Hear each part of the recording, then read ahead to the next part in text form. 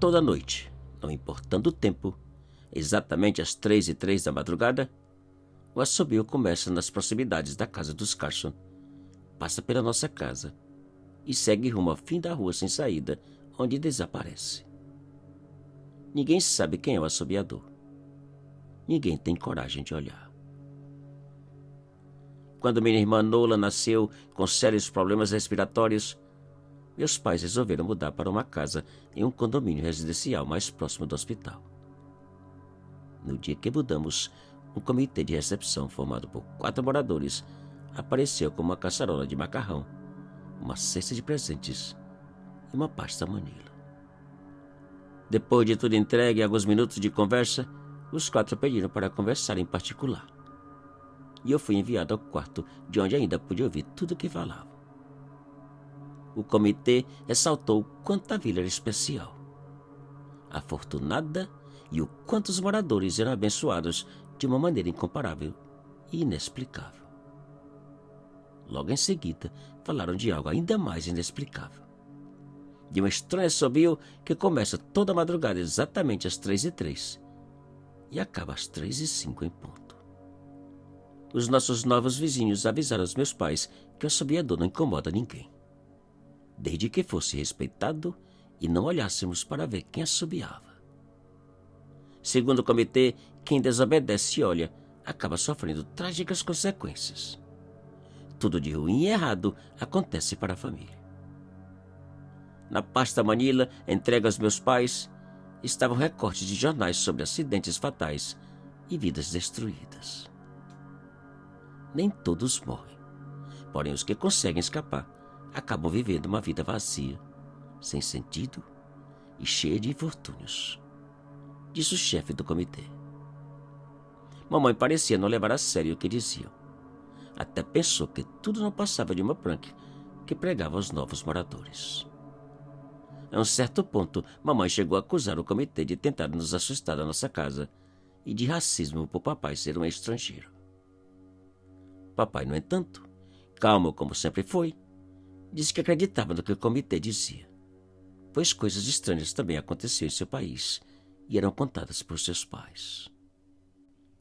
Então, logo o comitê saiu, papai foi até uma loja de material e logo depois do jantar, todas as janelas dos 2 pisos estavam fechadas com ferrolhos e cadeados. Às 3 da manhã, eu desci do meu quarto e encontrei o papai sentado no sofá com Nola no colo. Papai fez um sinal de silêncio e apontou para que eu sentasse ao seu lado. E ali ficamos esperando. Exatamente às 3h03, nós ouvimos o assobio que chegou, passou e sumiu como o comitê havia dito. O assobio retornou todas as noites e nós nunca olhamos. E as bênçãos começaram. Daquele dia em diante, Nola começou a melhorar de uma maneira notável e rápida. Enquanto os médicos tentavam encontrar a razão de tão inexplicável recuperação, nós sabíamos o porquê. Apenas uma das milhões de bênçãos. Apesar das bênçãos e dos milagres acontecidos aqui e ali, coisas ruins também aconteciam para aqueles que não respeitavam as normas e olhavam para o assobiador. E o tempo foi passando. Nola foi crescendo e tornando uma menina forte e saudável. De vez em quando a gente corria até a cozinha para ouvir o assobio. Mamãe e papai não gostavam. E quando pegava a gente ouvindo, era uma bronca danada. Mas nada rigoroso. Afinal, eles sabiam que respeitávamos a regra rigorosamente. Não olhar para ver o assobiador. Mas nem olhar a gente podia. Todas as portas e janelas estavam trancadas com cadeados e o papai levava as chaves para o seu quarto. Com o passar do tempo, papai foi convidado para fazer parte do comitê. Quase não entravam moradores novos no nosso condomínio. Afinal, ninguém queria sair. Mas quando entrava, papai levava a caçarola de macarrão, a cesta de presentes e a pasta manila. Quando papai retornava da recepção, eu podia ver no seu rosto se a nova família tinha levado as instruções a sério, ou se em breve teríamos outros novos moradores. Não muito tempo atrás, Dona Mary, que vivia na casa frente à nossa, faleceu aos 105 anos de idade. E uma nova família chegou. Os novos vizinhos pareceram levar as instruções do comitê de recepção a sério, uma vez que nas primeiras semanas nada aconteceu. Umas semanas depois, os novos vizinhos tiveram que fazer uma viagem e mandaram o filho Holden, de 12 anos, um ano mais novo que eu, para passar a noite na nossa casa. Eu não conhecia o garoto muito bem, mas no momento que seus pais o deixaram depois da janta, eu senti que aquela noite não ia ser nada bom. Ei, vocês sabem quem é o assobiador que passa assobiando todas as noites? Perguntou Holden quando os adultos saíram da sala. Nós não falamos sobre isso, eu disse. Eu acho que é aquele maluco da casa amarela da esquina, disse Holden. O Sr. Tolles? Nunca. Ele é muito legal, respondeu Nola. Então deve ser um psycho assassino, murmurou Holden. Nós não falamos sobre isso, repeti. Vamos para o meu quarto jogar Nintendo. Nós passamos horas jogando, comendo pipoca e assistindo filmes. Holden estava cada vez mais inquieto. Depois que meus pais fecharam e trancaram as janelas, Holden levantou e perguntou: Vocês já tentaram olhar? Tá quase chegando a hora. Não, respondi. Tá vendo? Eu não posso. Todas as noites meus pais trancam as janelas e escondem as chaves. Continuou Holden. O papai também, disse Nola. Não, senhora. Ele não esconde, disse Holden. Você viu? Perguntei. Holden sorriu e disse: O teu pai tranca as janelas, mas não esconde as chaves. Ele deixa no mesmo lugar com as outras. E daí? Perguntei, pensando no que ele iria dizer em seguida. Eu sabia que o papai, depois de tantos anos, já não escondia as chaves, pois sabia que eu e Nola respeitávamos seriamente as normas. Depois que o teu pai trancou as janelas, eu fui até o quarto deles e peguei as chaves do seu chaveiro, disse Holden. Eu e Nola olhamos para ele espantados. Você está mentindo, eu disse. Holden sacudiu os ombros e disse: Você pode checar. Vai até a porta do quarto deles e dá uma olhada. Fique aqui. Não saiam daqui, eu disse, correndo para o quarto preocupado. Eu parei frente à porta pensando. Se Holden não estava mentindo, o papai iria ficar zangado. Eu tinha medo só de pensar, mas mais medo ainda da janela ser aberta com o assobiador do lado de fora. Eu abri a porta bem devagar e olhei. O quarto estava muito escuro. Dei uns 2 passos para dentro e parei congelado. O assobio começou e eu podia ver perfeitamente do quarto dos meus pais. Eu não sabia que eles ouviam o assobio todas as noites desde que mudamos para nossa casa. Eu fiquei ali parado ouvindo o assobio aproximar. E foi então que eu vi passos na sala. Nola! Eu gritei, correndo para fora do quarto dos meus pais e para a sala. Holden e Nola estavam parados frente à janela ao lado da porta da rua. Holden não estava mentindo. Eu podia ver ele mexendo no cadeado da janela. E eu ouvi o clique. Ele realmente tinha a chave. Nola estava do seu lado, medrosa, mas curiosa. O assobiador já havia chegado frente à nossa casa e estava bem ali do lado de fora. Eu corri para Nola e, com os olhos fechados e meus braços ao redor do seu corpo, a agarrei, virando em direção do corredor, ao mesmo tempo que a tela era destrancada e enrolada para a parte superior da janela. E o assobio parou. Não vire, não olhe para a janela. Eu murmurei no ouvido de Nola, que tremia descontroladamente. Ainda com os olhos fechados, eu estirei o braço em direção de Holden. Ele tremia mais que Nola. Holden!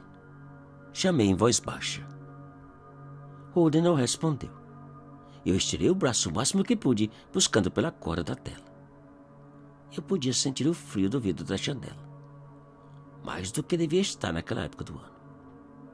Eu continuei tocando o vidro da janela, buscando pela corda com os olhos fechados e sem querer imaginar o que podia estar do outro lado.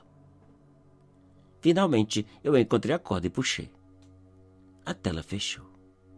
Eu abri os olhos e vi Holden pálido e ainda olhando para a janela, agora tapada pela tela.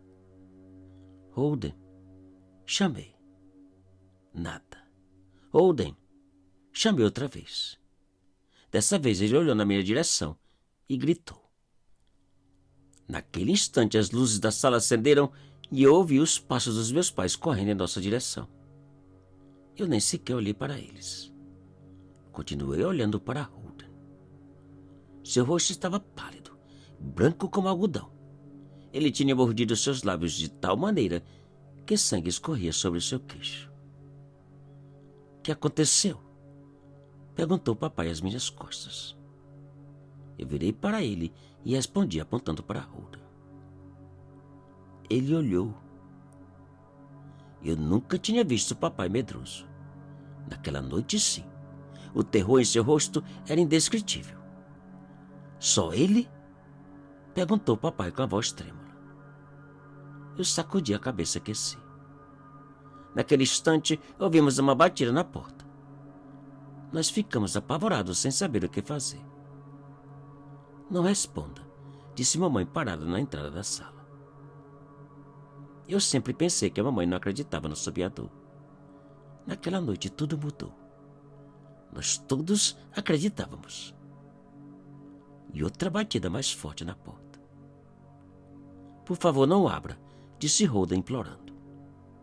Papai caminhou até Holden, o abraçou e prometeu que ninguém iria entrar. Outra batida mais forte que sacudiu a porta. Holden gritou outra vez.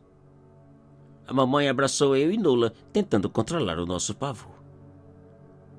Liga para a polícia, murmurou mamãe para o papai. As batidas pararam por um instante e papai perguntou. Você pensa que... A pergunta do meu papai foi cortada por várias batidas e uma estranha voz repetindo. Liga para a polícia, liga para a polícia, polícia, liga. A voz do outro lado era igualzinha à voz da mamãe, como um papagaio repetindo sua frase. Por favor, pare, murmurou mamãe aterrorizada. Eu não acredito que a polícia pode nos ajudar. Como vamos saber se são eles? Disse o papai. E as batidas voltaram ainda mais forte. A porta sacudia que parecia abrir a qualquer momento. Depois de um bom tempo, as batidas pararam. O silêncio era aterrador. De repente, uma outra batida. Agora na porta dos fundos da casa. Nós viramos imediatamente na direção daquela porta.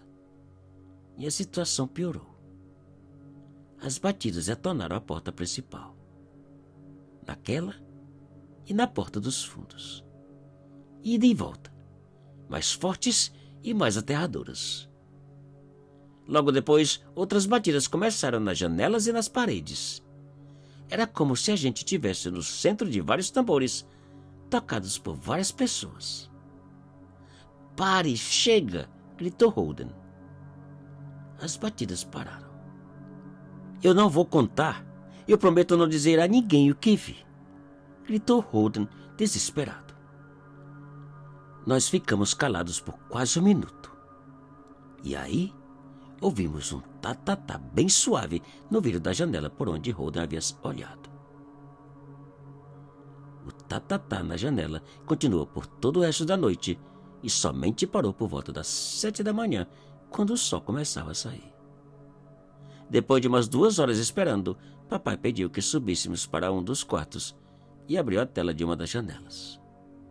Logo em seguida, a porta principal. E tudo estava acabado.